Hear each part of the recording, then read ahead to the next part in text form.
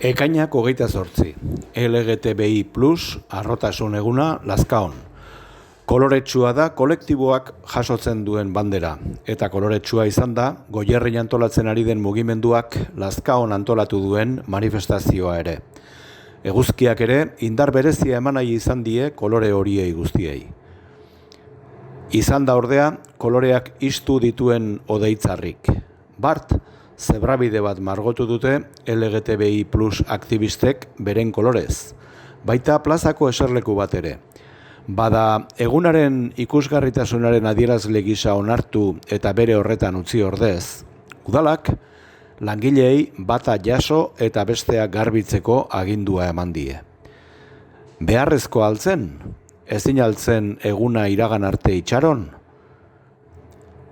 Aktibista berek udalaren jarrerak eragin dien amorrazioa erakutsi nahi izan dute manifestazioaren amaieran irakurritako testuan eta egin duten ekintza baketsu xumean.